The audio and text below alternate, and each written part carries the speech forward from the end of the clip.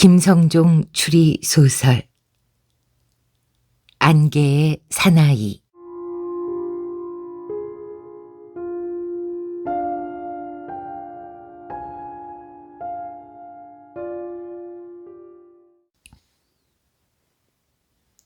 구장. 수사노트 4번째. 만일 수사진이 그렇게 빨리 나한테 접근하고 있는 걸 알았더라면 난 서울에서 쓸데없이 시간을 낭비하지 않고 재빨리 외국으로 도피했을 거다. 나한텐 외국에서 남은 인생을 여유 있게 보낼 수 있을 만큼 상당한 액수의 외화가 비축돼 있었다. 그건 스위스 은행에 보관돼 있었고 필요할 때면 언제 어디서든 꺼내 쓸 수가 있었다. 7월 9일 오후 6시 12분. 너구리팀이 구포역에서 서울행 고속열차인 KTX를 탄 것은 오후 6시가 조금 지나서였다. 열차가 북쪽으로 올라갈수록 비바람이 거세게 몰아치고 있었다. 형사들은 열차에 타자마자 약속이나 한 듯 잠을 청했고 서울에 거의 도착해서야 잠에서 깨어났다. 시간은 막 9시가 지나고 있었고 사납게 몰아치던 비는 어느새 부슬비로 변해 있었다. 그들은 먼저 서울역 앞에 있는 치안센터를 찾아갔다. 그림자가 소장에게 신분증을 보인 다음 용건을 이야기하자 소장은 보안 컴퓨터가 놓여있는 별실로 그들을 안내했다. 그림자는 안 형사와 둘이서 별실로 들어가 안 형사가 컴퓨터 작업하는 걸 곁에서 지켜보았다. 컴퓨터 앞에 앉은 안 형사는 자판을 두드리기 시작했다. 통신 보안 시스템에 들어가 관리기관으로부터 부여받은 인증번호를 입력하자 시스템이 작동하기 시작했다. 주민등록번호와 이름, 소속 기관과 이용 목적을 입력한 다음 마지막으로 코드 번호를 치자 통신기록 조회라는 항목이 나타났다. 일반인들이 이 시스템에 접속하는 건 거의 불가능할 뿐 아니라 불법이다. 수사상 필요하거나 그 밖에 특별히 허가를 받은 경우에만 접속할 수가 있다. 안 형사는 조회 번호를 입력한 다음 키를 눌렀다. 그러자 조회가 필요한 통화 기간을 입력하라는 지시가 나타났다. 2008년 7월 7일부터 7월 9일까지라고 입력하자 잠시 후 문삼식의 휴대전화 통화 기록이 화면에 나타났다. 두 사람은 숨을 죽이고 화면을 노려보았다. 안 형사는 통화 기록을 프린터로 여러 장 뽑았다. 그림자는 파출소 안에 있는 작은 방으로 대원들을 데리고 들어갔다. 안 형사가 통화 기록지를 한 장씩 나누어 주자 그걸 들여다본 형사들의 눈빛이 하나같이 반짝거리기 시작했다. 그림자의 얼굴은 흥분으로 달아올라 있었다. 네, 지금 화면에는 통화 기록 표가 떠 있습니다. 그 작가가 서울에 있는 게 분명해요. 서 형사가 기록지를 흔들며 잔뜩 흥분해서 말했다. 그 사람은 우리가 예상했던 대로 움직이고 있어요. 마지막 전화가 약 40분 전에 있었으니까 우리는 그 사람하고 거의 같은 시간대를 같은 지역에서 보내고 있는 거예요. 내가 생각하기에 그자는 당분간 서울에 잠복해 있을 가능성이 크니까 다른 데로 이동하기 전에 신병을 확보해야 합니다. 그림자는 팽팽한 긴장감이 감도는 걸 확인하고 나서 수첩에 적혀있는 몇 개의 전화번호를 살펴보았다. 조금 전인 8시 30분에 문삼식의 휴대전화로 전화를 걸어온 사람은 그의 부인인 배옥자였어요. 이건 그 여자의 휴대전화 번호거든요. 그림자는 8시 30분에 문삼식에게 전화를 건 발신자 전화번호를 볼펜 끝으로 가리켰다. 하지만 통화에 걸린 시간은 나와 있지 않으니까 문삼식 쪽에서 전화를 받지 않았을 거예요. 문삼식이 만일 전화를 받지 않았다면 배옥자는 그 뒤에도 계속 통화를 시도했을 텐데 그런 기록은 없고요. 이건 뭘 의미하는가 하면 전원을 아예 꺼버리지 않았을까요? 안 형사가 물었다. 맞아. 전원을 꺼버린 것 같아. 문삼식이한테 전화를 한번 걸어보죠. 레슬러 우 형사가 휴대전화를 꺼내들며 말했다. 그림자는 손을 내저었다. 조심해야 해요. 우 형사님 목소리는 아무래도 좀 거치니까 서 형사가 걸어봐요. 서 형사는 배낭 속에서 휴대전화를 꺼냈다. 그녀의 배낭은 제법 커 보였다. 그녀는 준비가 철저해서 큰 사건을 맡게 될 경우 갑작스레 출장 떠날 걸 대비해서 화장품과 함께 갈아입을 셔츠와 속옷, 양말 같은 것들을 항상 큼직한 배낭 속에 챙겨두곤 했다. 그녀는 잔뜩 긴장해서 문삼식에게 전화를 걸었다. 그가 전화를 받으면 어떻게 대처해야 하는지 나름대로 준비를 해놓고 있었다. 신호가 떨어지고 그의 목소리가 들리면 그녀는 이렇게 말할 참이었다. 실례지만 거기 강변부동산인가요? 아닌데요. 010-587-9851 아닌가요? 아닙니다. 어머, 실례했습니다. 문삼식의 휴대폰 번호는 010-587-9866땡이었다. 그러나 예상했던 대로 그는 전화를 받지 않았다. 전원을 꺼놓았는지 신호가 가질 않았다. 서영사는 전화를 끊고 나서 고개를 흔들었다. 신호가 아예 안 가요. 그럴 줄 알았어. 그림자는 통화 기록지를 들여다보면서 말했다. 자, 모두 이걸 한번 봅시다. 네, 여기서 표 그림 띄우겠습니다. 7월 7일 문삼식이 집을 떠난 뒤 배옥자가 남편하고 통화한 건 모두 2번인데 첫 번째 통화 때는 1분간 통화했고 두 번째 통화 때는 신호는 갔지만 통화가 이루어지지 않았어요. 첫 번째 통화는 7월 8일 새벽 1시 21분에 있었는데 수신처가 중국 선양이에요. 그러니까 그 시간에 문삼식은 선양에 있었다는 얘기죠. 어떻게 해서 그가 선양에 가게 됐는지 현재로서는 알 수 없지만요. 와, 구림 작가는 정말 안개 때문에 살아난 진짜 억세게 운 좋은 사나이네요. 그런 줄도 모르고 배욱자 씨는 남편이 비행기 추락사고로 죽은 줄 알고 하루 종일 울고 있다가 밤늦게 남편한테 전화를 걸어봤던 거겠죠? 남편이 죽었다는 사실이 믿기질 않아서요. 근데 죽은 줄만 알았던 남편이 전화를 받았으니 얼마나 놀랬겠어요. 서형사의 말을 이어 안형사가 끼어들었다. 아니, 근데 왜 이렇게 통화가 늦게 됐죠? 비행기가 추락한 지 거의 10시간이나 지나서야 처음 통화를 한 게 전 이해가 안 가는데요? 그거야 이렇게 볼 수 있지.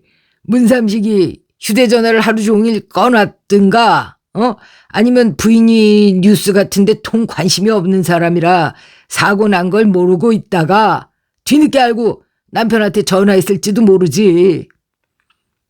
레슬러의 말에 안 형사가 또 의문을 제기했다. 그런데요, 통화 시간이 1분밖에 안 됐어요. 처음에는 남편 목소리를 확인하고 몹시 놀랐을 거고요.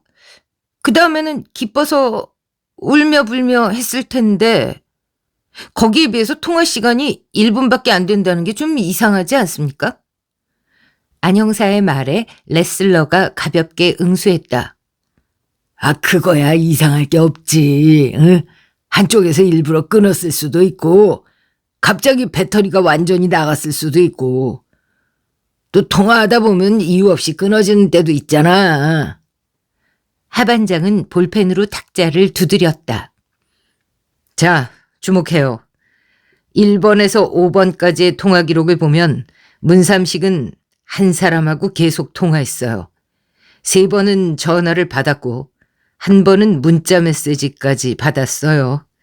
마지막 1번은 그가 상대방한테 전화를 걸었어요. 그때가 오후 1시 12분. 난징행 비행기 출발 시간이 1시 15분이니까 출발 직전까지 두 사람은 통화를 한 거예요. 비행기가 출발하면 기내 전화 사용이 금지되니까 더 이상 통화는 불가능했겠죠? 상대방은 아마도 함께 가기로 했던 아시아 자유평화연대 회원이었을 가능성이 크고요. 그렇게 보이는 이유는 상대방이 전화를 건 곳이 계속 인천으로 나와 있기 때문이에요. 인천이라면 인천공항 아니겠습니까? 그리고 1시 12분에 문삼식이 전화를 건 곳은 부산이 아닌 김포라고 돼 있어요. 그는 그러니까 어떻든 중국에 가기 위해서 국내선을 타고 일단 김포공항까지 갔다고 봐야 해요. 그리고 난징행 탑승이 시간상 불가능한 걸 알고는 마지막으로 상대에게 전화를 걸었었다고 보여지네요. 문삼식이 김포에서 곧바로 인천공항에 가지 않은 건 다음 통화를 보면 알 수가 있어요. 그는 같은 날 오후 2시 58분에 서울에서 02로 시작하는 번호로 전화를 걸었어요. 수신처 역시 서울이죠. 02니까. 김포에서 서울 시내로 들어온 문삼식은 누군가하고 2번 통화를 했는데 두 번째 통화는 20분쯤 후에 상대 쪽에서 전화를 걸어와서 이루어진 거예요. 그리고 두 번째 통화는 10분이나 계속될 정도로 길었어요. 어떻든 문삼식은 그날 서울에서 시간을 보내다가 밤늦게 비행기를 타고 선양으로 간 거예요. 배옥자 외에 문삼식하고 통화한 다른 두 사람에 대해서는 어떻게 할 겁니까? 레슬러가 목에 힘을 주면서 물었다. 자기보다 나이가 어린 사람한테 지위를 받는 게 못마땅해서 그런지는 몰라도 그는 고분고분 말을 잘 듣다가도 가끔씩 고자세를 취할 때가 있었다. 처음 여러 차례 통화한 사람은 비행기 추락 사고로 아마 죽었을 거예요. 하지만 조사는 해봐야겠죠. 서울에서 문삼식하고 2차례 통화한 사람도 찾아내서 얘기를 들어봐야 해요. 서영사하고 안영사는 지금부터 두 전화번호 주인 찾아봐요. 그리고 특히 안영사 계속해서 문삼식의 통화 기록을 수시로 점검해요. 점검만 할 게 아니라 위치 추적도 필요해요. 어느 지점에서 통화를 했는지 정확한 위치를 알아내지 못하면 그를 붙잡을 수가 없어요. 알겠습니다. 근데요, 만일 구림 작가가 더 이상 휴대전화를 쓰지 않으면 어떡하죠? 서영사가 걱정스러운 듯 물었다. 뭐 계속 사용해 주기를 바랄 수밖에 없겠죠. 너구리 팀은 언제 어디서 다시 만나기로 약속도 하지 않은 채 두 사람씩 짝을 지어 헤어졌다. 그림자는 레슬러와 함께 인천공항으로 향했다. 공항철도에 올라 시계를 보니 밤 10시 30분이 지나고 있었다. 인천공항 별관에 차려진 임시대책본부는 소란스럽기 짝이 없었다. 간장을 녹이는 것 같은 통곡 소리, 금방이라도 죽일 것처럼 터져나오는 증오에 찬 욕설, 쉴 새 없이 울려대는 휴대전화 벨소리, 전화기에다 악을 써대는 소리, 머리를 맞대고 수근거리는 소리 등등. 거기에다 끊임없이 사람들이 들락거리고 있었다. 대책본부는 세 구역으로 나뉘어 있었다. 하나는 임시로 설치된 분향소였고 그 옆에 있는 것이 유가족 대기실, 그리고 입구 쪽에 있는 작은 방은 본부 사무실로 사용되고 있었다. 대책본부 사무실 안에서 안색이 안 좋은 빼빼마른 중년 사내가 하나 나오더니 유가족 대기실 안으로 들어와 단상 위에 놓여있는 탁자 앞으로 다가섰다. 서류를 탁자 위에 그는 서류 하나를 탁자 위에 올려놓고는 조금 겁먹은 표정으로 입을 열었다. 말씀드릴 게 있으니까 조금 조용히 해 주십시오. 뭐라 그러는 거야? 소란이 조금 가라앉으면서 대신 웅성거리는 소리가 일었다. 조금 조용히 해 주십시오. 본부 직원은 두 손을 쳐들어 보였다. 이윽고 실내가 조용해지자 그는 조심스레 말을 꺼냈다.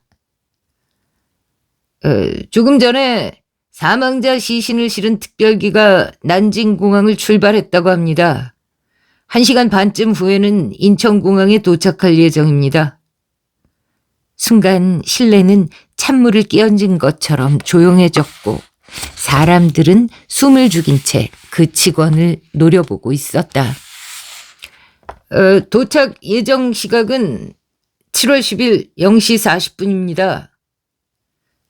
마침내 미동도 하지 않던 사람들의 모습이 조금 흐트러지는가 하더니 여기저기서 흐느끼는 소리가 들리기 시작했다. 흐느낌은 금방 통곡으로 변했고 몇몇 여자들은 손바닥으로 탁자를 치면서 울어댔다. 아직 얘기 안 끝났습니다. 조금만 조용히 해 주십시오. 직원은 난처한 표정으로 말했고 그러자 남자들이 구원투수로 나섰다. 좀 조용히 합시다. 우는 건 나중에 하고 얘기나 좀 들어보자고요. 조용히들 하세요. 울음소리는 금방 그쳤고 대책본부 직원은 가장 중요한 내용을 이야기했다. 유감입니다만 이번에 오는 시신은 모두 87구입니다.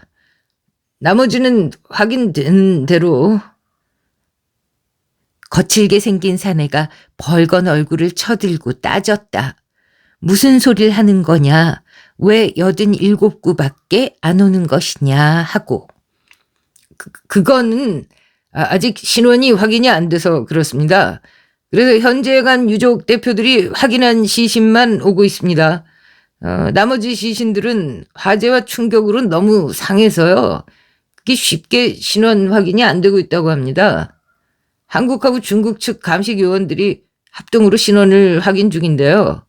시간이 꽤 걸릴 거라고 합니다. 예. 그럼 이번에 오는 87구의 성함을 불러드리겠습니다. 성함을 불러드린 다음에 명단 게시판에 붙여 놓을 거예요. 그리고 여기는 그 시신을 보관할 수 있는 냉동 창고 시설이 없기 때문에 도착한 즉시 각 병원으로 분산 수용될 겁니다. 명단에는 수용될 병원 이름이 적혀 있으니까 참고하시기 바랍니다. 그럼 성함 불러드리겠습니다. 직원이 이름을 하나씩 부르기 시작하자 어떤 여자는 두 손을 마주 비비며 빌기 시작했다. 시신이 남아 무사히 돌아와 주기를 간절히 비는 것 같았다. 명단 발표가 끝나자 실내는 금방 울음바다로 변했다. 명단에서 빠진 사망자의 유족들이 먼저 울음을 터뜨리자 시신이 돌아오고 있는 유족들까지 덩달아 오열하기 시작했다. 배옥자는 남의 눈도 있고 해서 조금 우는 척 했지만 속마음은 전혀 다른 데에 가 있었다. 그녀는 벽에 나붙은 명단을 보기 위해 앞으로 나아갔다.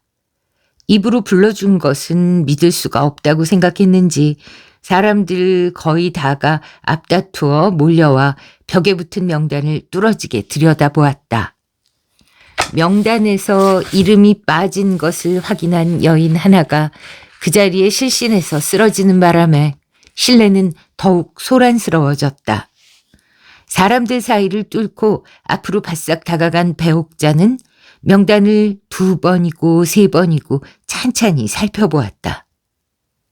남편의 이름 석자가 빠져있는 걸 확인한 그녀는 더욱 혼란스러웠고 당황해하는 모습을 남들에게 보이기 싫어 얼른 밖으로 빠져나왔다. 남편이 살아있을 가능성은 점점 커지고 있었다. 그러나 그럴수록 그녀는 화가 치밀었고 그와 함께 적잖게 실망도 하고 있었다. 화가 나는 건 살아있는 게 분명한 듯 한데도 전화 한 통 하지 않는 남편의 무책임한 태도 때문이었다. 그리고 남편의 생존 가능성이 커질수록 기쁨보다 오히려 실망감이 커지고 있는 건 자신에게 돌아오게 될 막대한 보상금에 대한 기대가 물거품으로 변할지도 모른다는 생각 때문이었다. 무슨 연유인지는 몰라도 남편은 사망자로 처리돼 있었고 아직까지 아무도 거기에 의문을 제기하지 않았다. 남편이 사망자로 처리된 이유를 그녀는 굳이 캐고 싶지 않았고 그냥 그대로 처리돼서 유족으로서 보상금이나 두둑히 받았으면 하는 생각뿐이었다. 보상금에 대해 다른 유족들이 주고받는 얘기를 옆에서 듣자니 액수가 수억 원은 될 것 같았다. 유족들은 개인적으로보다는 단체 행동을 통해 받아내는 것이 훨씬 많은 액수를 받을 수 있다는 데 동의했고 그래서 유족 대표와 총무 등 집행부를 구성해 보상금 문제 해결을 위한 준비에 착수한 상태였다. 집행부의 말에 따르면 여행자 보험에서 1억 원은 조만간에 지급될 것이라고 했고 사고 항공사로부터는 과실이 인정될 경우 인당 5억 원 이상은 받아낼 수 있을 것이라고 했다. 그 말이 사실이라면 보험금까지 합쳐 최소 6억 원은 된다는 말이다. 그 말을 듣는 순간 그녀는 돈벼락을 맞은 것처럼 가슴이 뛰었고 슬프기는커녕 남편에게 고마운 생각까지 들었다. 남편에게는 안 됐지만 그녀는 남편과 6억 원을 놓고 볼 때 후자 쪽에 더 마음이 끌리는 게 솔직한 심정이었다. 6억 원이 어딘가? 그녀는 지금까지 그런 큰 돈을 만져본 적이 없었고 앞으로 죽을 때까지도 그만한 돈은 생길 것 같지 않았다. 그런데 그런 거액이 문턱까지 굴러 들어오다가 갑자기 주춤거리며 뒷걸음질을 하고 있는 것이다. 망할 놈의 인간 같으니. 살았으면 살아있다고 전화라도 할 거지. 전화 한 통을 안 해? 차라리 돼질 거지. 왜 살아나가지고 돈을 날려. 망할 놈. 나타나기만 해봐라. 그녀가 그의 죽음을 의심하게 된 건 7월 8일 새벽 1시가 좀 지나서였다. 그 전날, 그러니까 남편이 중국에 간다면서 떠나던 날, 그녀는 해방감에 젖어 친구들과 어울려 밤늦게까지 화투를 친 다음 노래방까지 들러서 실컷 노래를 부르고 집으로 돌아왔는데 그때가 새벽 1시가 좀 지나서였다. 그때까지 뉴스도 보지 않고 놀기만 했으니 중국 여객기가 추락한 것을 모르고 있었다. 집 안으로 들어서기가 무섭게 집 전화가 울려대기 시작했는데 전화를 걸어온 사람은 강원도 평창의 산골 마을에 살고 있는 친정아버지였다. 병석에 누워있는 아버지는 하루 종일 전화를 했는데 전화도 안 받고 뭐 했느냐고 그녀를 나무란 다음 사위는 지금 어디 있느냐고 물었다. 아침에 중국에 갔다고 하자 한참 말이 없으시다가 너는 뉴스도 보지 않느냐고 힐책하듯 물은 다음 중국행 비행기 추락사고에 대해 이야기했다.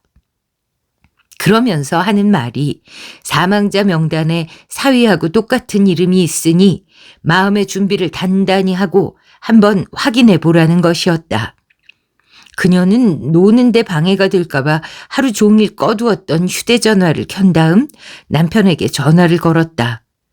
남편이 집을 나설 때 뒤에다 대고 휴대전화로 전화해도 되느냐고 물었더니 그는 꼭 필요한 경우에만 하라고 말을 했었다. 그녀는 남편의 전화기는 외국에 나가서도 자유롭게 통화할 수 있는 기기인 줄로만 알고 있었다. 남편이 처음 그녀의 전화를 받았을 때 그녀는 너무 기쁘고 흥분한 나머지 무슨 말을 했던지 잘 기억도 나질 않았다. 가만 생각해보니 이런 말을 한 것 같았다. 그녀가 당신이냐 하면서 버럭 소리를 지르자 그는 그렇다고 하고는 왜 그렇게 소리를 지르고 야단이냐고 나무라기까지 했었다. 그녀가 정말 당신 맞느냐고 재차 묻자 전화가 끊어졌다. 통화 시간은 1분이나 됐을까? 미칠 것 같은 심정이 된 그녀는 계속 전화를 걸어봤지만 아예 신호조차 가질 않았다. 그 후 그녀는 방송과 신문 보도를 통해 남편이 사망자로 처리돼 있음을 알았다. 비행기가 추락한 시간은 7월 7일 오후 2시 55분이었는데 남편이 전화를 받은 것은 그보다 무려 10시간이 지난 7월 8일 새벽 1시가 지나서였다. 그렇다면 남편이 살아있다는 얘기다. 이보다 더 확실한 증거가 어디 있겠는가? 비록 1분도 채 안 되는 통화였지만 전화를 받은 사람은 남편이 분명했다. 왜 소리를 지르고 야단이냐고 나무라던 목소리는 틀림없는 남편의 것이었다. 그녀보다 남편의 목소리를 잘 알고 있는 사람이 또 어디 있겠느냐 말이다. 만일 전화를 받은 사람이 남편이 아니라면 그럼 귀신이란 말인가? 아니면 혹시 다른 사람이 남편의 전화기를 주워서 장난을 쳤다? 그럴 리가 없다. 그건 틀림없는 남편 목소리였다. 신호가 가지 않던 남편의 휴대전화가 울린 건 2시간쯤 전인 저녁 8시 30분경이었다. 그동안 그녀는 아마 100번도 넘게 그에게 전화를 걸었을 것이다. 애가 탄 나머지 그녀는 통신회사에 남편의 전화번호를 일러주면서 아무리 해도 통화가 안 되는데 어떻게 된 일이냐고 물어보기까지 했다. 통신회사 직원은 휴대전화에 전원이 꺼져 있는 것 같다고 대답했고 그 말을 들으니 그녀는 더 몸살이 날 것처럼 궁금해서 견딜 수가 없었다. 그녀를 제일 궁금하게 하고 혼란스럽게 만든 건 도대체 남편이 왜 살아있으면서 그녀에게 연락을 해오지 않는가 하는 거였다. 하긴 남편에 대해서는 10여 년간 함께 살아왔지만 이해되지 않는 점이 한두 가지가 아니었다. 그와 결혼하게 됐을 때 그는 몇 가지 조건을 제시했는데 그 첫 번째가 서로 사생활에 간섭하지 않기였다. 두 번째는 아기를 갖지 않는다는 조건이었다. 세 번째는 생활비를 월급제로 주겠다는 것이었다. 그 이상의 돈은 줄 수 없다고 했는데 결혼 후 생활비를 충분히 받았기 때문에 거기에 대해선 불만이 없었다. 네 번째는 자기는 섹스에 대해 별로 관심도 없고 자신감도 없기 때문에 너무 기대를 갖지 말라고 했었다. 비록 젊긴 하지만 한번 이혼한 경력이 있는 데다 비만에 얼굴까지 못생긴 그녀는 이게 웬 떡이냐 싶어 그의 요구를 모두 들어주기로 하고 형식적으로 식을 올린 다음 결혼 생활에 들어갔었다. 약속했던 대로 그는 그녀의 사생활에 일절 간섭하지 않았고 자신의 사생활에 대해서도 그녀가 이러쿵저러쿵 하는 걸 결코 용납하지 않았다. 한 지붕 밑에 살기는 하지만 그들 부부는 각각 독방을 사용했고 텔레비전 같은 것도 제각기 자기 방에서 보곤 했다. 그는 집에 있을 때면 자기 방에 틀어박혀 글을 쓰거나 책을 읽었다. 그러다 보니 부부 사이에는 대화가 거의 없었다. 그는 지독할 정도로 말이 없었고 정겹게 손을 잡아준다거나 어깨를 안아주는 애정행위 같은 것도 전혀 없었다. 그녀는 남편과 함께 집안에 있을 때 마치 바위를 상대하고 있는 것 같아 가슴이 답답했고 그러다 보니 날이 갈수록 스트레스만 쌓여갔다. 시간이 흐르면서 그녀는 남편이 자신을 철저히 무시하고 있고 자신을 단지 가정부 정도로 생각하고 있다는 걸 알게 되었다. 그는 자주 여행을 가곤 했는데 어디 간단 말도 없이 갑자기 사라졌다가는 불쑥 돌아오곤 했다. 어떤 땐 몇 달씩 집을 비울 때도 있는데 그런 긴 여행에도 집에 전화 한 통이 없었다. 그녀가 기다리다 못해 전화를 걸어보면 그의 전화기는 언제나 꺼져 있었다. 어쩌다가 통화라도 하게 되면 사무적으로 몇 마디 묻고는 끊어버리곤 했다.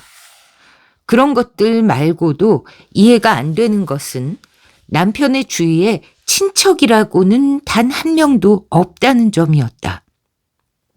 그 점에 대해서 그는 자기는 고아 출신이기 때문에 그렇다고 했지만 어쩐지 믿기지가 않았었다. 또 남편은 친구도 찾아오는 사람도 없었다.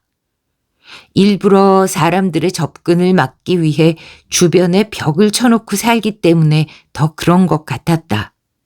그는 술도 마시지 않았고 항상 혼자 지냈다. 시간이 흐를수록 그는 도무지 속을 알 수 없는 사람으로 변해갔던 거다.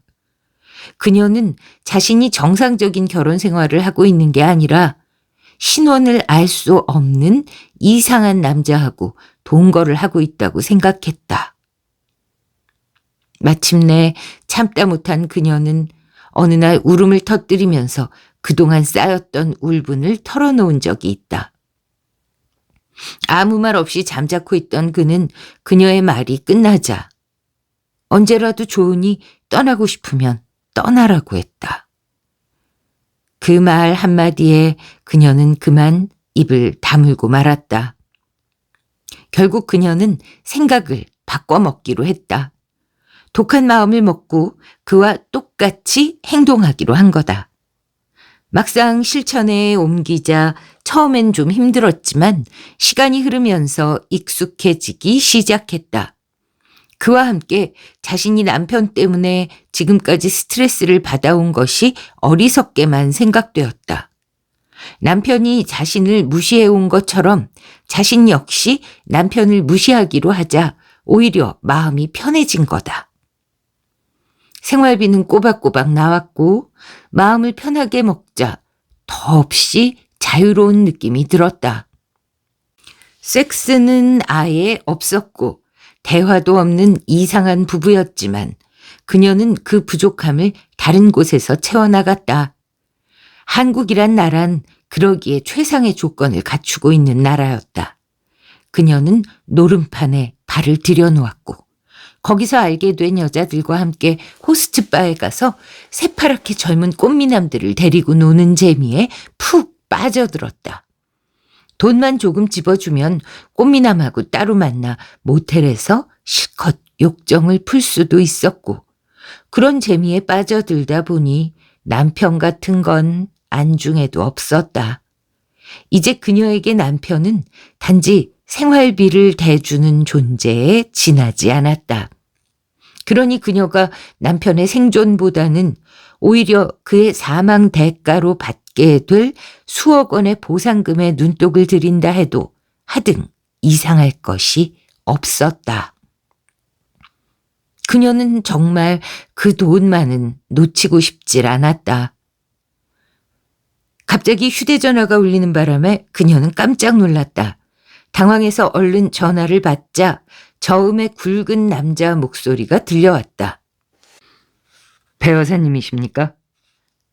네, 그런데요. 아까 낮에 전화 걸었던 해운대 경찰서 하경입니다. 지금 어디 계십니까? 대책본부에 있는데요. 저도 지금 대책본부에 와 있습니다. 사무실 안에 계십니까? 아니요, 밖에 나와 있어요. 멀리 계십니까? 아니에요. 밖에 바로 앞에 벤치에 앉아 있어요. 정문 앞 말입니까? 건물의 정문 앞 한쪽에는 조그마한 정원이 있었고 그 가운데에는 정자까지 하나 있었다. 그녀는 정자 밑에 놓인 벤치에 앉아 있었다. 담배를 꺼내 무는 그녀의 손끝이 가늘게 떨리고 있었다. 정자 밑에는 그녀 혼자뿐이었다. 조금 있자 운동 모자를 눌러 쓴 시커먼 남자가 나타나더니 고개를 숙였다. 배 여사님이십니까? 그녀는 그렇다는 뜻으로 엉거주춤 일어서려다가 도로 앉았다. 해운대 경찰서 하경입니다. 그녀는 힐끗 그를 올려다보고 나서 담배를 깊이 빨았다. 무슨 일인가요? 부산에서 여기까지 찾아온 걸 보면 뭔가 문제가 있는 것 같았다. 이번에 부근 되시는 분의 시신이 안 오더군요. 여기 앉아도 되겠습니까? 그녀가 뭐라고 대답도 하기 전에 시커먼 남자는 몸이 닿을 정도로 그녀 곁에 가까이 다가앉았다. 배옥자는 얼른 떨어져 앉았다. 충격이 크실 텐데 옆에서 위로해 주시는 친지분은 안 계십니까? 왔다 갔어요. 그런데 무슨 일이에요? 그녀의 얼굴에는 슬퍼하는 기색 같은 건 전혀 없었다. 가로등 불빛에 드러난 그녀의 얼굴에는 욕구 불만으로 가득 찬 천박스러움만이 비치고 있었다. 그래도 이렇게 견디시는 걸 보니 다행입니다. 형사는 얼른 용건을 얘기하지 않고 엉뚱한 말만 하고 있었다. 그녀는 담배꽁초를 버린 다음 새 담배에 불을 붙였다. 그리고 성깔이 나서 한마디 하지 않을 수가 없었다. 죽은 사람은 이미 세상에서 사라졌으니까 아무 문제가 없죠. 무로 돌아갔으니까요. 죽은 사람이 산 사람 고통을 알겠어요? 갑자기 이렇게 가버리면은 살아있는 사람은 어떻게 살라는 거예요? 그녀는 갑자기 손으로 눈물을 훔치더니 흐느끼기 시작했다.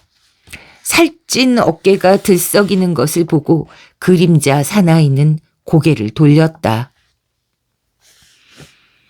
남편께서는 살아 계십니다. 순간 울음이 뚝 그쳤다. 그녀는 눈을 크게 뜨고 그를 쳐다보았다. 그렇게 슬퍼하지 않으셔도 됩니다. 아니, 그게 무슨 말이에요? 문삼식 씨는 살아 있습니다. 그 사실을 아직까지 모르셨습니까? 그게 무슨 말이에요? 살아있다니. 그게 정말이에요? 그녀는 바르르 떨었다.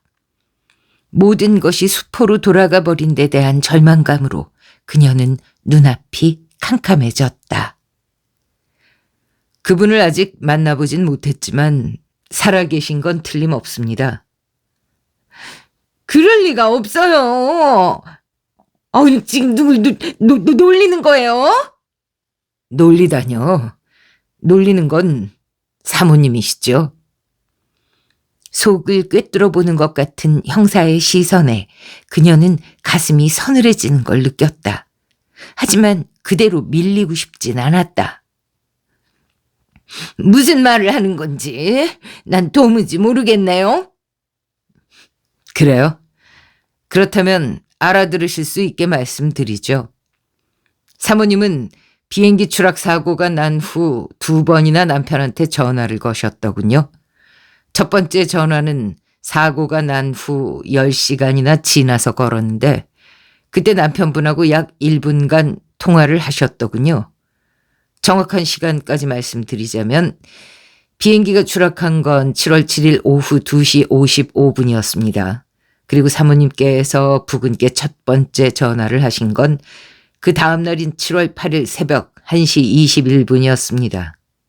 이건 통화 기록에 나타나 있기 때문에 부인하셔도 소용이 없습니다. 남편께서 사망했다면 어떻게 10시간이나 지나서 통화를 할 수가 있었겠습니까? 그런데도 불구하고 부인께서는 아까 낮에 저하고 통화할 때 부근이 생존해 있다는 말을 단 한마디도 하지 않았습니다. 오히려 남편께서 사망한 것처럼 말씀을 하셨죠. 우시기까지 하면서 어떻게 장례를 치러야 할지 모르겠다 하셨었죠. 왜 그랬습니까? 남편이 멀쩡히 살아있는데도 왜 그 사실을 숨겼습니까? 그녀는 그의 시선을 피하면서 답답하다는 듯 한숨만 푹푹 쉬어대더니 한참 후에야 입을 열었다. 그이한테 전화한 거는 사실이에요. 하지만 너무 짧아서 뭐라고 말할 새도 없었다고요. 전화가 너무 빨리 끊어졌거든요. 하지만 남편이 살아있다는 건 확인하셨죠? 아니요. 미처 확인할 새도 없었어요. 내가 너무 놀라가지고 당신이냐고 물으니까 뭐 그렇게 소리를 지르냐고 하더니 전화가 끊어졌다고요. 하지만 남편 목소리가 분명했죠. 잘 모르겠어요. 그런 것도 같고 아닌 것도 같고. 그런 전화 한 통 가지고 그이가 살아있다고 어떻게 믿어요? 그래서 가만히 있었던 거예요. 공중전화에다 건 것도 아니고 남편 휴대전화에다 건 거 아닙니까? 남편 아니면 누가 그 전화를 받았겠어요? 어머머, 다른 사람이 받았을 수도 있죠. 남편 전화기를 주워가지고 말이에요. 네, 그럴 수도 있겠죠. 하지만 그럴 확률은 거의 없다고 보는 게 좋을 겁니다. 오늘 저녁 8시 30분경에도 남편에게 전화를 거셨더군요. 걸었지만은 받지를 않았어요. 신호는 가는데 전화를 안 받은 거겠죠? 어떻든 남편의 사망에 의심이 들으셨을 거고 혹시 남편이 살아있을지도 모른다는 생각에 사실을 확인하려고 했던 것 당연한 거 아닙니까? 그녀는 몸을 웅크리면서 가만히 있었다. 거기에 대해서는 할 말이 없는 듯 했다. 왜 알아볼 생각을 안 하셨습니까? 남편이 살아있다는 사실이 싫었습니까? 이 아저씨 정말 별소리를 다 하네. 그런 말이 어딨어요? 제 말이 좀 심했나요? 하지만 이상하지 않습니까? 사모님께서 남편이 살아있는지 죽었는지 확인해 보려고도 않고 대책본부에 계속 죽치고 있는 이유가 도대체 뭡니까? 경찰에 신고하거나 항공사에 문의만 하면 금방 알 수 있을 텐데 왜 그러지 않으셨죠? 화가 나서요. 자기가 살아있으면 전화를 해야 할 거 아니에요. 근데 전화 한 통 없고 전화를 걸면 끊어버리고 그런 사람이 어딨어요 세상에. 그래서 전화 오기를 기다리고 있었어요. 지가 아쉬우면 전화할 거라고 생각하고. 그때 레슬러 우 형사가 대책본부 건물로 들어가는 것이 보였다. 그림자는 그를 부르면서 그쪽으로 다가갔다. 잘 됐나요? 네, 다행히 아직 출국한 기록은 없습니다. 지금 즉시 출국 금지 조치해달라고 부탁했어요. 절차를 밟아야 한다고 해서 만일 범인이 출국해버리면 책임지겠느냐고 그냥 막 화를 냈더니 우선 먼저 조치해 놓을 테니까 내일까지 절차 밟아달라고 하더라고요. 수사 도중에 문삼식이 외국으로 나가버리면 닥쳤던 개 지붕 쳐다보는 식이 되기 때문에 급히 출국 금지 조치를 취한 것이다. 정신없이 수사에 몰두하다 보면 꼭 필요한 걸 놓치는 경우가 있는데 문삼식이 아직 국내에 있다는 걸 확인하고 나자 그림자는 비로소 가슴을 쓸어내리면서 안도의 한숨을 쉬었다. 지금 문삼식 부인 만나고 있는 중이에요. 배옥자 말씀입니까? 그들은 정자 쪽으로 다가갔다. 배옥자는 불안한 기색으로 서성거리고 있었다. 그림자는 아까부터 망설이고 있던 말을 마침내 꺼냈다. 남편의 사망에 의심이 가는 게 당연한데도 사모님께서 지금까지 확인해보지 않은 건 혹시 보상금 때문 아닙니까? 액수가 수억 원이라면은 욕심이 나는 건 당연하죠. 그 말에 그녀는 펄쩍 뛰었다. 어머머머머, 보상금 같은 거는요, 생각도 해보지 않았어요. 그런 천벌 맞을 생각을 어떻게 한다는 거예요? 지금 기가 막혀서 말이 안 나오네. 에이, 부인, 솔직히 말씀하세요. 레슬러가 위압적으로 다가서면서 말했다. 그는 그림자보다는 더 잔인한 데가 있었다. 우리가 보기에 문삼식 씨가 살아있으면서도 안 나타나고 이러고 있는 거는 보상금을 노리기 때문인 것 같은데 아닌가요? 그런 천발 맞을 소리 하지 마세요. 천벌 맞을 소리가 아니라 사실이 그렇지 않습니까? 그 양반은 살아있으면서 왜 안 나타나는 겁니까? 도대체 그 이유가 뭡니까? 난들 알아요. 나도 답답해서 미치겠다고요. 이거 두 분이 짜고 그러시는 것 같은데 그래봐야 보상금은 받을 수가 없어요. 나중에 가서 정밀 조사를 하면 다 드러날 텐데 받을 수 있을 것 같습니까? 그러지 말고 남편한테 연락해서 빨리 나오라고 하십시오. 그 양반 지금 어디 있습니까? 지금 나타난다고 하면은 문제될 거 없으니까 속 태우지 말고 빨리 나오라고 하십시오. 레슬러는 거침없이 그녀를 몰아붙였다. 나 참 기가 막혀서. 그거는요, 내가 할 소리예요. 나도 그 상팔떼기 보고 싶어서 미치겠다고요. 도대체 그 사람이 살아있다는 확실한 증거라도 있나요? 증거가 있냐고요? 다른 사람이 받았을지도 모르는 전화를 가지고 그렇게 살아있다고 단정할 수 있는 거예요? 증거야 있죠. 아주 확실한 증거죠. 문삼식 씨는요, 오늘 오후 3시 15분에 중국 남방항공편으로 입국을 했습니다. 상하이에서 출발해서 인천공항으로 입국한 게 확인이 됐어요. 출입국 기록에 다 나와 있다고요. 더 이상 무슨 증거가 필요합니까? 그녀는 한동안 멍하니 서 있었다. 마치 뒤통수를 한 대 얻어맞은 것처럼 얼떨떨한 얼굴로 있다가 비틀거리면서 벤치에 주저앉았다. 이미 짐작은 하고 있었지만 막상 남편이 입국했다는 말을 들으니 하루아침에 거지가 된 것 같은 기분이 들었다. 그래도 기쁘지 않으십니까?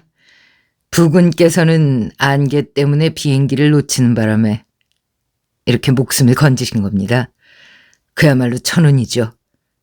그런 운은 아무한테나 생기는 게 아닙니다.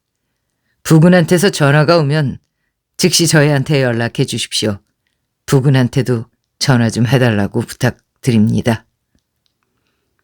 그림자는 묘한 미소를 던진 다음 그녀에게 명함을 한 장 건네주었다. 레슬러가 돌아서다 말고 한마디 덧붙였다. 이젠 대책본부에 더 이상 계실 필요 없습니다. 그녀는 울상이 되어 그들의 뒷모습을 쏘아보다가 가만히 입술을 깨물었다. 10장 7월 10일 목요일 오후 2시 18분. 나는 지은 지 얼마 안 된 어느 주상복합 건물의 모퉁이에 있는 칙칙한 느낌의 카페에 앉아 있었다. 서울에 오면 미주와 자주 들르던 카페였다. 카페 이름이 사랑할 때와 죽을 때로 독특한 느낌에 들르곤 했는데 올수록 분위기가 마음에 들어 지금은 단골처럼 되어 있었다. 카페 안에는 손님이 별로 없었다. 길에 면한 길쭉한 창들은 평소에는 활짝 열려 있어서 그쪽 자리들은 노천 분위기를 좋아하는 사람들로 항상 붐비곤 했다. 그러나 지금은 비바람 때문에 창들이 모두 닫혀 있었고 실내에 갇혀 있자니 조금 답답한 느낌이 들었다. 거센 바람에 길가에 서 있는 플라타너스 가지들이 금방이라도 부러질 듯 마구 흔들리고 있었다. 밤새 그쳤던 비는 강한 바람과 함께 다시 내리고 있었다. 일본 규슈 지방으로 빠질 줄 알았던 태풍이 갑자기 방향을 바꿔 남부 지방을 강타한 뒤 서해안을 따라 북상 중이라고 했다. 텔레비전 뉴스는 남해안에 해일이 일어서 선박들이 침몰하고 홍수로 많은 이재민이 발생했다고 특보를 계속해서 내보내고 있었다.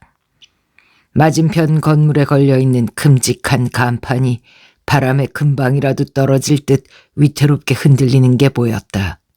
그 밑에는 사람들의 접근을 막기 위해 줄이 쳐져 있었다. 오늘은 혼자 오셨네요.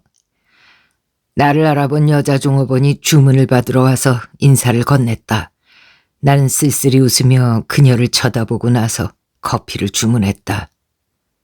오늘은 혼자 오셨네요 하는 말이 찬바람이 되어 가슴을 휩쓸고 지나갔다. 일단 자리에 앉아 있으려니 손가락 하나 까딱할 수가 없었다. 커피가 다 식어버린 뒤에야 찻잔을 집어들고 입으로 가져갔다. 식은 커피를 마시면서 비바람 치는 거리를 멍하니 보고 있자니 길 건너 골목 입구에 세워져 있는 리어카 밑에 비에 젖은 강아지 한 마리가 갈 곳이 없는지 웅크리고 앉아 발발 떨고 있는 게 보였다. 까맣게 떼전 걸로 보아서 주인한테 버림받은 지 꽤 오래된 것 같았다. 나는 마포 H호텔에 하루 더 숙박하기로 하고 이틀째 머물고 있었지만 밤중에라도 항공편이 있으면 떠나야겠다고 생각하고 있었다. 하지만 서두르고 싶은 마음은 없었다. 내가 끝내 나타나지 않으면 아내는 얼마 동안 남편의 죽음을 슬퍼하다가 곧 정상을 되찾고 열심히 살아갈 거다. 그녀의 슬픔은 사실 내 죽음 때문이라기보다는 갑자기 혼자가 돼버린 자신의 처량한 신세를 미처 감당하지 못한 데서 오는 것일 거다. 만일 내가 생존해 있는 게 밝혀질 경우에도 나는 이미 거기에 대해 마음의 준비를 해놓고 있었다. 조만간 내가 살아있다는 사실이 밝혀지리란 걸 난 알고 있었으니까. 그렇다 해도 난 집으로 돌아갈 생각은 없었다. 그녀와 결혼 생활을 더 이상 유지해야 할 이유가 없었다. 그녀가 어떻게 하루하루를 보내는지는 대강 짐작하고 있었다. 그렇다고 해서 그녀의 생활에 간섭하고 싶은 생각도 전혀 없었다. 우리 부부는 별로 애정이 없었고 그저 형식적인 관계를 유지해 왔을 뿐이다. 10여 년 전 나는 정상적인 사회인으로 보일 필요가 있었고 독신 생활의 불편함을 해소해 줄 가정부 같은 여자가 필요했기 때문에 아주 평범하고 때로는 좀 멍청한 데가 있는 그녀와 결혼을 했던 거다.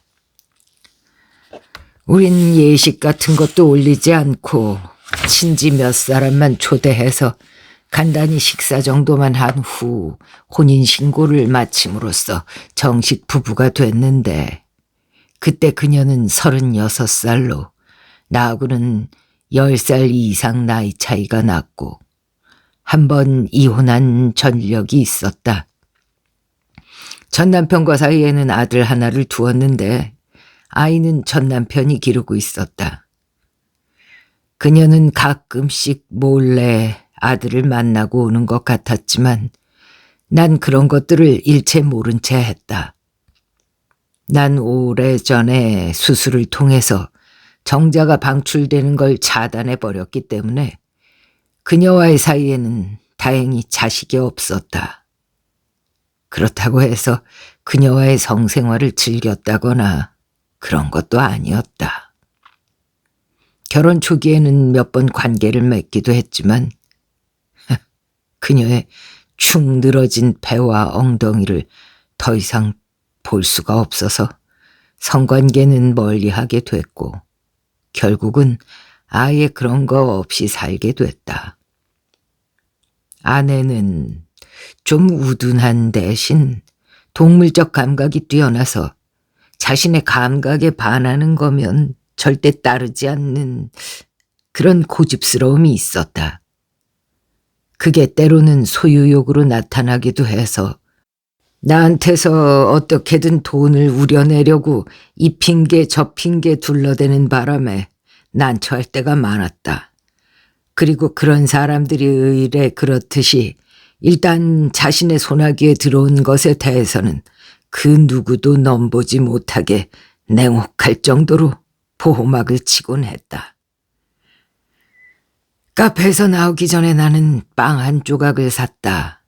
그리고 길을 건너 리어카가 세워져 있는 쪽으로 다가갔다.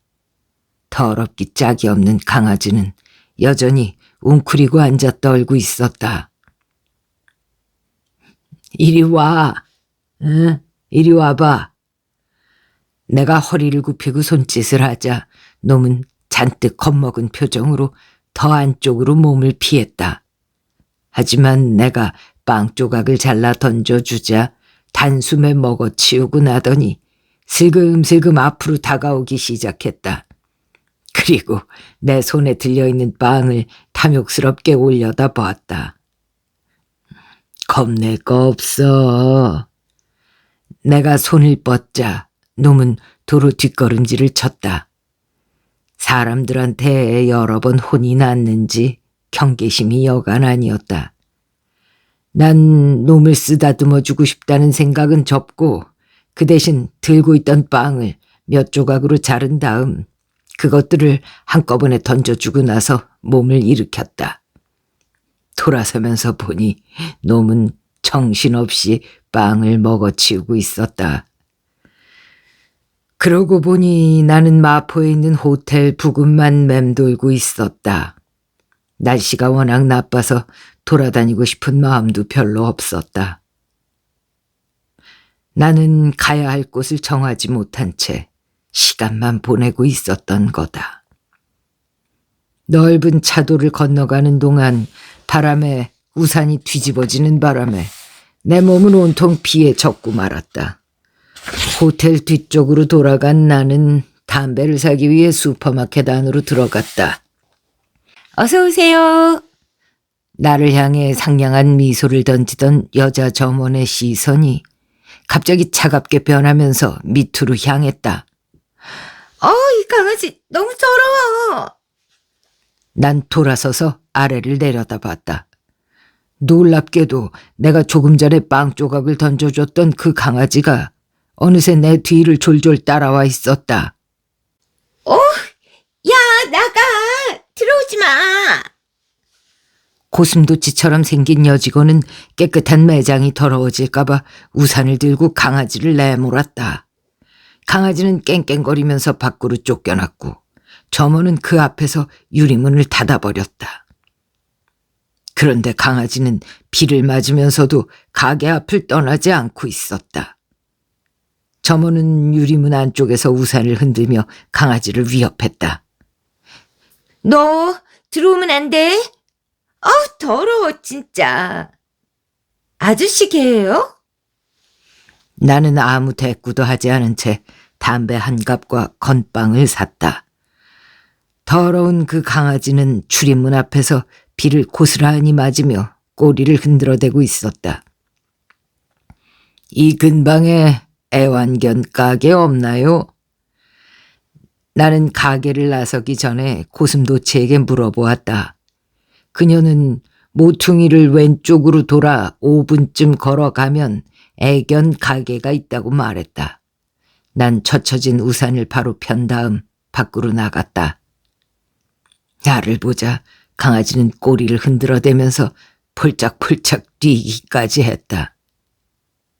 야, 나한테 이러면 어쩌자는 거냐? 나는 슈퍼마켓 옆에 있는 건물의 입구로 들어갔다. 2층으로 올라가는 계단 앞에 작은 공간이 있었다.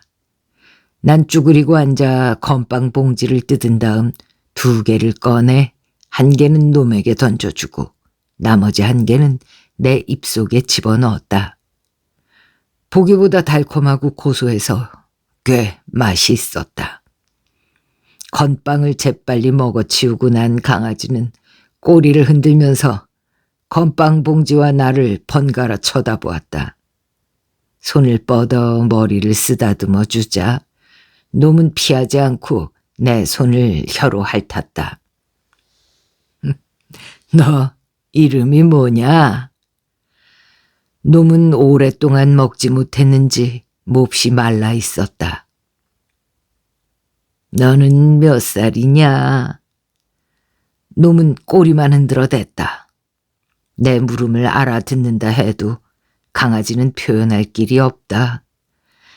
나는 건빵 한 개를 던져준 다음 일어섰다. 걸어가는 동안 나는 표현 방법으로서의 언어에 대해 생각해 보았다. 왜 인간에게만 언어라는 게 있는 걸까? 인간에게 있어서 언어란 표현 방법이자 존재 양식이기도 하다. 인간뿐 아니라 모든 사물도 언어가 없이는 존재하지 않는다. 인간은 언어를 통해 사물을 보고 그 존재를 인정한다. 뉴욕의 어떤 갤러리에 멋진 그림이 한 점 있다고 치자. 하지만 갤러리의 이름과 그림을 그린 작가의 이름이 없으면 그 그림은 존재하지 않는 거나 마찬가지다. 막연한 표현만으로는 존재를 인정받을 수가 없다.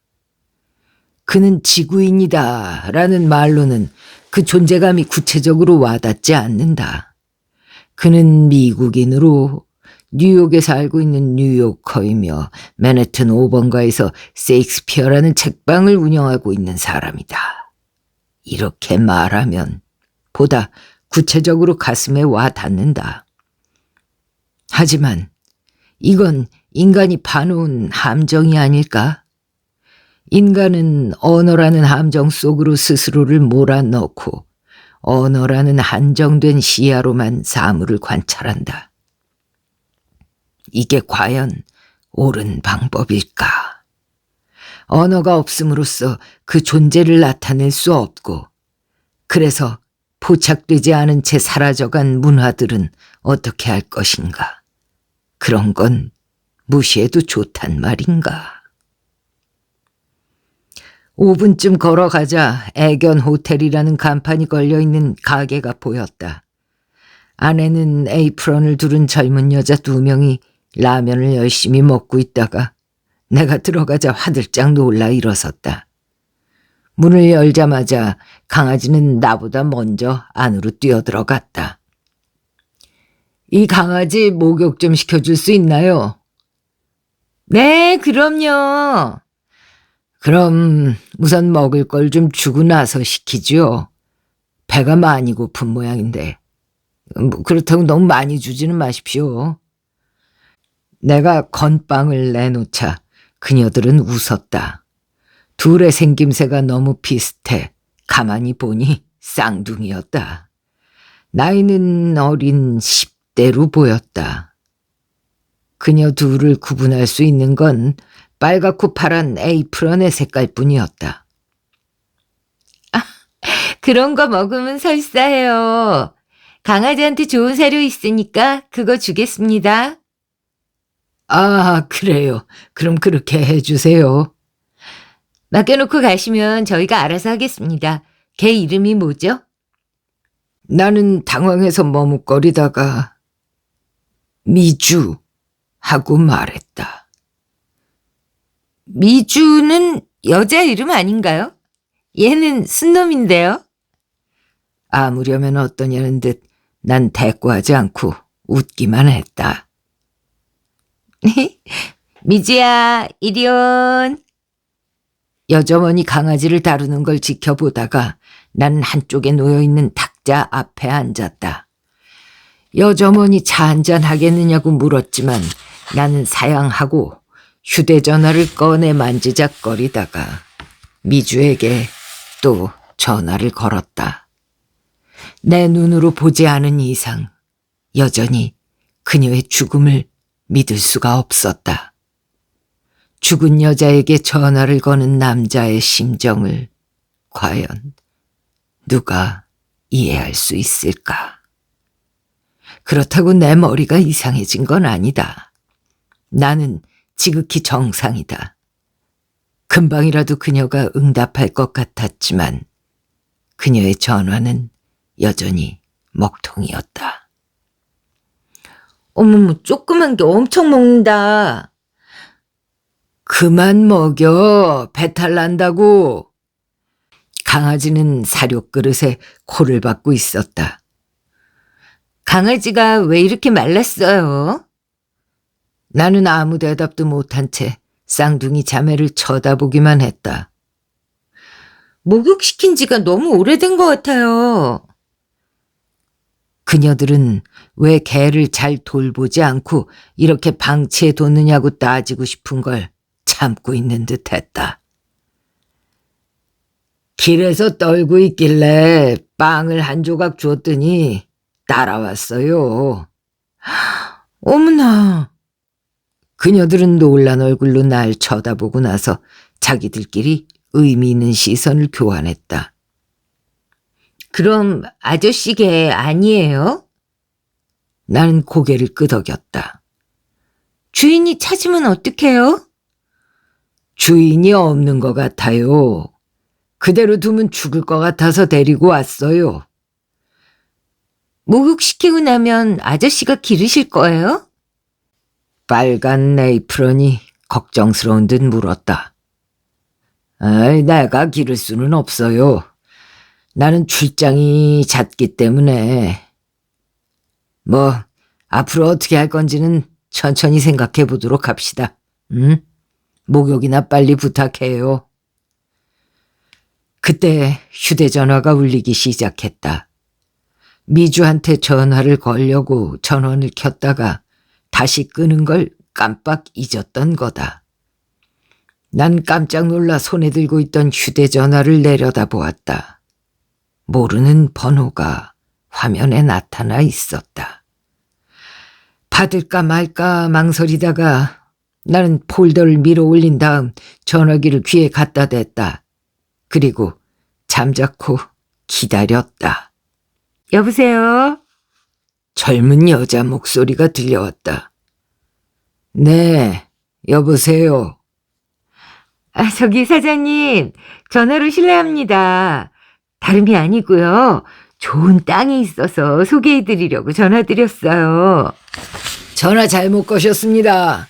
어머, 저기 사장님, 딱 1분만 말씀드릴게요. 네? 너무 좋은 땅이라서 그러는 건데 싫으시면 안 하셔도 좋으니까 듣기만 해주세요. 난 땅 같은 건 사장님, 잠깐만 들어주세요. 강원도 평창에 있는 동계올림픽 예정지 있잖아요. 동계올림픽만 열렸으면 정말 금싸라기 땅인데요. 아유, 그게 열리지 않게 된 바람에 평당 1,000만 원 하던 게요. 지금은 50만 원까지 뚝 떨어졌어요. 제가 소개해드리려고 하는 거는 네모 반듯한 2,000평짜리인데요. 정말 너무 좋은 땅이에요. 펜션 사업해도 좋고요. 카페나 식당을 해도 좋고 아무튼 뭘 해도 진짜 좋은 땅이라니까요. 앞에 큰 내가 흐르고요. 뒤에는 산이 병풍처럼 쳐져 있어가지고 풍수가 그렇게 뛰어날 수가 없어요. 나는 난처했다. 여자가 청산유수로 읊어대는 바람에 끼어들 틈도 없었다.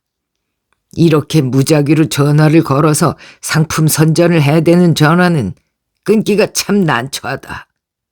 난 더 이상 들어줄 수가 없어서 미안합니다 하고 말한 다음 일방적으로 전화를 끊어버렸다. 그리고 전원마저 아예 꺼버렸다. 털도 좀 손질하고 발톱도 깎고 그러려면 앞으로 1시간 반쯤 걸릴 텐데 그때까지 여기서 기다리실 거예요? 아니면은 볼일 보고 오시든가. 내가 볼일을 보고 오겠다고 하자 여점원은 요금을 미리 지불하고 가라고 했다. 나는 5만 원을 내고 밖으로 나왔다. 혹시 안 오시는 건 아니죠? 파란 에이프런을 두른 소녀가 내 뒤에다 대고 물었다. 나는 돌아서서 그녀를 쳐다보았다. 내가 안 올 것 같나? 그래도 혹시 모르잖아요. 걔 주워다 놓고 안 오시는 분들이 가끔 있거든요. 그럴 때 진짜 난처해요, 저희. 그녀의 말이 이해가 갔기 때문에 나는 웃으며 말했다. 틀림없이 올 테니까 걱정하지 말고 기다려요. 저기 그럼 전화번호 좀 말씀해 주실래요? 혹시 연락드려야 할 일이 생길지도 모르잖아요. 1시간 반 후에 정확히 올 테니까 걱정하지 말고 강아지나 예쁘게 단장해 줘요. 그래도 전화번호는 말씀해 주셔야 합니다. 빨간 에이프런이 앞으로 나서며 조금 강한 어조로 말했다. 나는 웃으면서 전화번호를 일러주고 밖으로 나왔다. 비바람은 갈수록 더 거세어지고 있었다. 건물과 건물이 바람을 막아주지 않는다면 걸어다니기도 힘들 것 같았다. 거리에는 각종 잡동사니들이 나뒹굴고 있었고 행인들도 별로 보이질 않았다. 갈 곳도 마땅치 않은 데다 날씨마저 험했기 때문에 나는 하는 수 없이 호텔로 되돌아갔다. 로비에 들어서자 피아노 소리가 들려왔다. 로비 라운지에서 어깨가 드러난 하얀 드레스를 입은 여인이 피아노를 치고 있었다.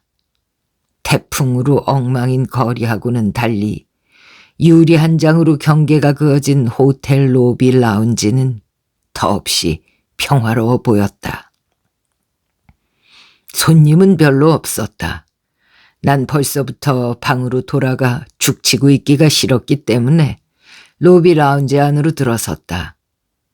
창가에 자리를 잡고 앉자 늘씬한 몸매의 웨이트리스가 다가와 촛대에 불을 켠 다음 주문을 받았다.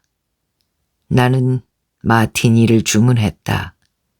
실내에는 영화 대부의 주제가가 흐르고 있었다.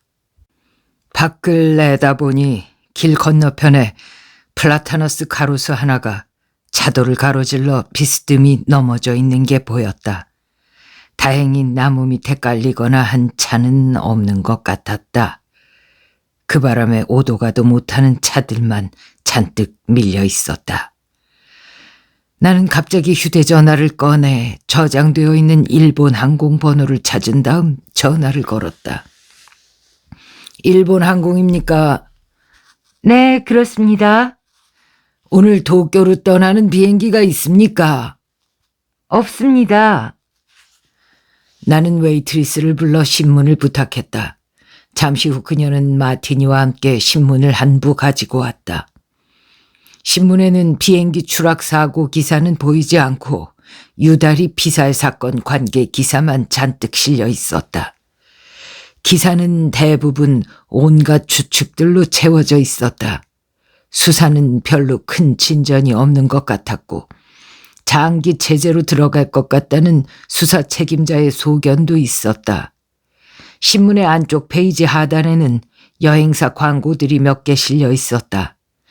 나는 그중 상위권 회사로 알고 있는 제2여행사에 전화를 걸어 오늘 중으로 출발하는 도쿄행 항공편을 알아봐 달라고 부탁했다.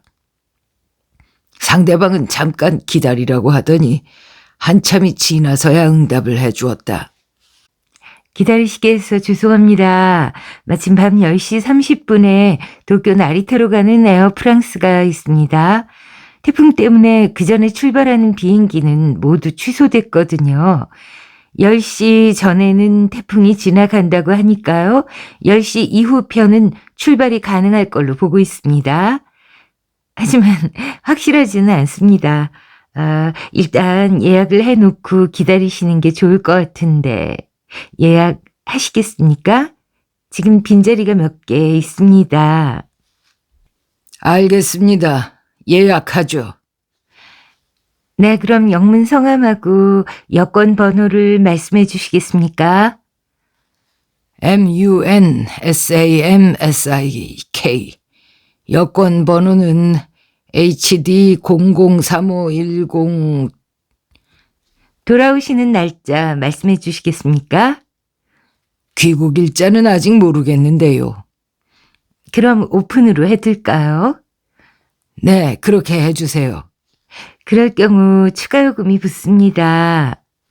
알겠습니다. 비즈니스석으로 해주세요. 아, 비즈니스석으로요? 알겠습니다. 잠깐 기다려 주십시오. 3분쯤 지나자 계산을 끝낸 여직원의 목소리가 다시 들려왔다. 죄송합니다. 기다리시게 해서요. 항공 요금 말씀드리겠습니다. 세금하고 공항 이용 요금까지 합쳐서요. 112만 5천 원입니다. 성수기에다 비즈니스석이고 귀국편이 오픈으로 돼 있어서 요금이 조금 비쌉니다. 알겠습니다. 여직원은 결제를 어떻게 할 거냐고 물었다. 나는 아멕스 카드 대신 비자 카드를 꺼내 번호를 불러주었다. 감사합니다. 만일 비행기가 태풍 때문에 운행이 취소되거나 하면 카드 결제 역시 자동으로 취소될 겁니다. 항공권을 인터넷이나 팩스로 받으셔야 하는데 어디로 보내드릴까요? 이메일로 보내주십시오. 나는 여행사 직원에게 메일 주소를 일러주었다. 직원은 마지막으로 이렇게 말했다. 메일 확인하시고요. 항공권을 프린터로 뽑으신 다음 공항에 있는 에어프랑스 카운터에 제시하시면 탑승권을 교부해 드릴 겁니다. 만일 운항이 취소되거나 하면 연락이 갈 거고요.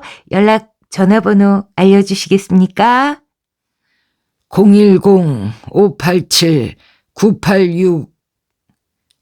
감사합니다. 좋은 여행 되시길 빌겠습니다. 제2여행사의 일처리는 지난 7월 7일 인천, 선양, 난징 구간을 발권해 주었던 G여행사보다 훨씬 간단하고 신속했다. G여행사는 처음에는 아멕스 카드로는 결제하기 곤란하다고 했다가 나중에 퀵서비스 편으로 항공권 예약권과 카드 결제 전표를 보내 사인을 받는 등 좀 복잡하게 굴었던 거다. 나는 휴대전화의 전원을 껐다. 제2여행사와의 통화는 10분 넘게 걸린 것 같았다. 흰 드레스를 입은 여인이 서머타임을 연주하고 있었다. 나는 마티니를 쭉 들이켜고 나서 상체를 뒤로 젖힌 다음 두 눈을 감았다. 이번에 한국을 떠나면 영영 돌아오지 않을지도 모른다는 생각이 들었다. 나는 언제라도 떠날 수 있는 준비가 되어 있었기 때문에 국내에는 뒷정리를 해야 할 것들이 남아있지 않았다. 뉴질랜드 해안가, 알프스의 산속, 남프랑스 해안, 더블린, 베니스, 카사블랑카. 머물고 싶은 곳들이 주마등처럼 머릿속을 스쳐갔다. 피아노 연주가 끝나자 나는 자리에서 일어나 술값을 치른 다음 15층에 있는 호텔방으로 올라갔다. 방 안에 들어서자마자 나의 촉각은 예민하게 움직이기 시작했다. 외부에서 침입한 흔적이 없는지, 이상한 냄새가 나지는 않는지 촉각을 곤두세워 주위를 유심히 살피고 냄새를 맡았다. 이상한 건 발견되지 않았고 별다른 냄새도 느껴지질 않았다. 방 안에는 벽에 붙어있는 탁자 위에 컴퓨터가 한 대 놓여 있었다. 나는 컴퓨터를 켠 다음 인터넷 사이트에 들어가 내가 거래하고 있는 스위스계 은행을 검색했다. 몇 단계를 거친 후 비밀번호를 입력하자 거래 내역이 나타났다. 유다리를 제거해준 대가는 달러로 이미 입금돼 있었다.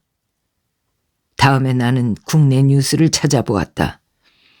유다리 피살 사건을 다룬 기사가 본물처럼 흘러넘치고 있었다. 유력한 용의자 한 명의 신병을 확보하고 용의점을 캐고 있다는 기사도 있었다. 경찰은 살인범 체포에 현상금 5천만 원을 내걸었고 유다리가 소속되어 있는 당에서도 5천만 원을 현상금으로 내놓고 있었다.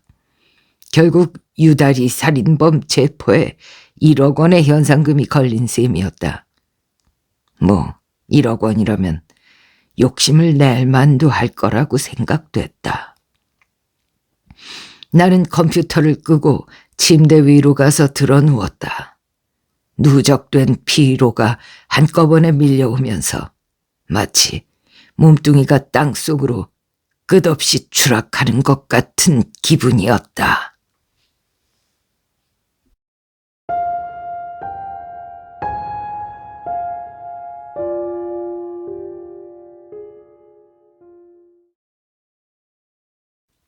네, 이렇게 5부가 끝이 났습니다. 이제 이어지는 6부에서는요, 경찰들이 이 구림 작가의 바로 코앞까지 오지 않았습니까? 서울에 도착을 했으니까요. 그래서 굉장히 쫀득쫀득한 느낌으로 진행이 되는데요. 기대해 주시고요. 글쎄, 똑같은 소설을 읽어도 언제 읽느냐에 따라서 느끼는 게 다 다르죠. 그리고 아주 작은 어떤 소설적 장치에서도 깊은 상념에 빠지게도 되고 하는데요. 저는 이 마지막에 피아노 연주자가 서머타임을 연주했다라는 그냥 한 줄이었는데요. 돌아가신 저희 아버지 18번이라고 하죠. 돌아가시기 전에도 저한테 그 노래를 한번 불러주셔서 녹음해 둔 게 있는데 물론 병석에서 부르신 거라 기운은 많이 빠지신 상태에서 부르신 거였지만 아무튼 또 그 노래 제목에서 이렇게 탁 돌부리에 걸린 것처럼 넘어지게 되네요. 여러분도 오디오북 들으시면서 그런 경험 많이 하시죠? 네. 독서라는 것이 명상만큼 우리의 정신 건강에 좋다고 합니다. 네. 하루에 한 번쯤 안자비와 함께 명상처럼 좋은 독서 시간 계속 가지시기를 부탁드리면서 네. 좋아요, 구독, 댓글, 알림 설정, 공유, 하이프 그리고 올라와 있는 제품들 중에서 자주 사용하시는 쇼핑몰로 안내해 주는 그런 제품 골라서 들어가셔서 쇼핑해 주시기를 부탁드립니다. 그러면 알고리즘들이 알아서 야, 이 사람 안잡이 타고 온 고객이네. 그럼 우리가 안잡이한테 조금 떼어주자. 이렇게 됩니다. 네, 그럼 안잡이 살림살이에 큰 보탬이 되니까 부탁드리겠습니다. 네, 그리고 녹음하고 있는 요즘 벌어진 일인데요. 듣고 계신 순간에는 아마 한참 지난 일이 돼 있을 겁니다. 제가 아이디를 밝혀도 되는지 몰라서 그냥 안 밝히고 말씀을 드리자면 게시판에 저만 글을 쓰는 게 아니라 우리 구독자분들도 글을 쓰실 수 있는 커뮤니티라는 공간이 있잖아요. 거기에 사실 지난 1월 15일경에 네, 어떤 분이 제보를 해주셨던 거예요. 이 채널이 안잡이를 도용하고 있다. 사진까지 딱 찍으셔가지고 캡처하셔서 올려주셔서 컴맹 안잡이도 금방 그 채널을 찾아갈 수 있었고요.